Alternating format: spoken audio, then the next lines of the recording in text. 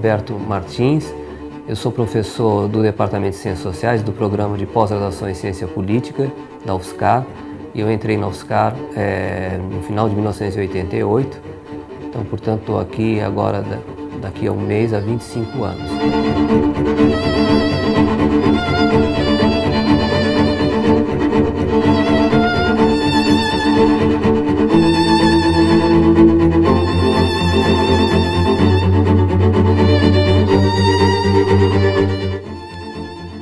O projeto que eu vou desenvolver na Inglaterra, em Londres, de janeiro a junho de 2014, ele se refere a uma área de relações internacionais, que é a relação entre o Brasil, que era uma ditadura, com a Inglaterra, que era uma democracia.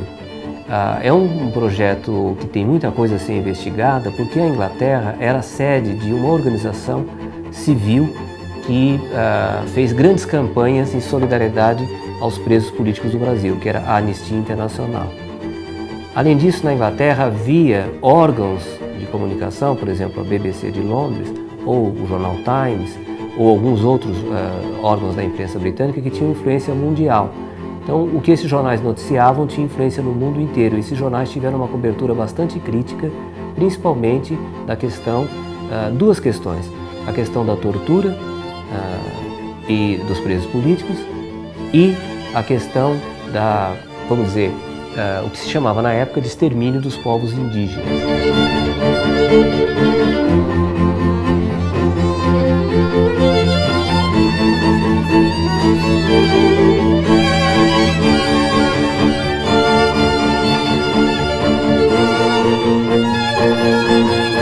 Fundamentalmente, essa pesquisa é uma retomada de um tema que eu estudei durante muito tempo. Eu fiz a minha dissertação de mestrado sobre o movimento estudantil sob a ditadura militar de 64 e 68.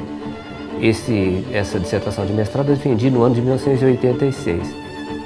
Depois a minha tese de doutorado foi sobre os conflitos entre os militares de 64 a 69.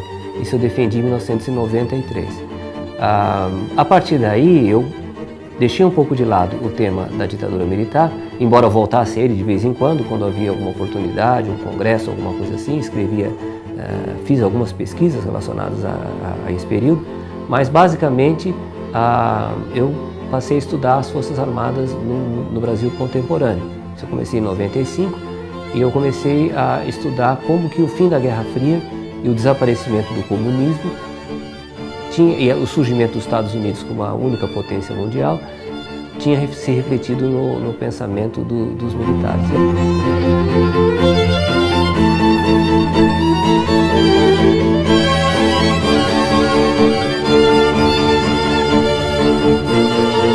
Esse tema que relaciona governo militar e, ao mesmo tempo, relações internacionais, que foi uma ideia que eu tive de pesquisa quando eu estava pesquisando, por sinal, na Inglaterra, para terminar uma outra pesquisa sobre a Marinha, agora no começo do ano, em janeiro e fevereiro. Esse tema, ele suscita ele parte de algumas perguntas. Por exemplo, como que um país democrático concilia os seus valores democráticos com os seus interesses comerciais, econômicos e políticos?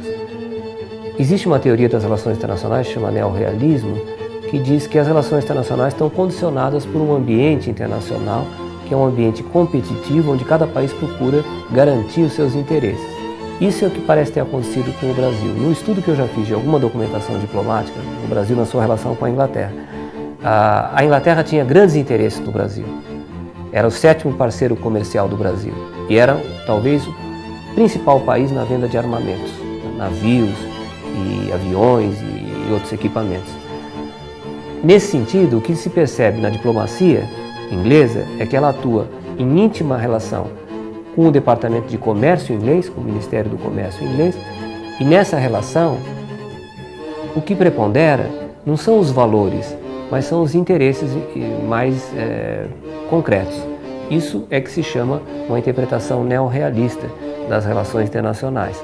Por outro lado, interessa saber também, embora eu já tenha uma hipótese sobre isso, se as pressões que surgiram dentro da Inglaterra contra o governo brasileiro por parte da sociedade inglesa se elas tiveram alguma influência na política externa da Inglaterra ou do Reino Unido com relação ao Brasil no período ditatorial. Essa é uma pergunta para a qual eu teria que primeiro ter mais evidências para depois ter uma resposta.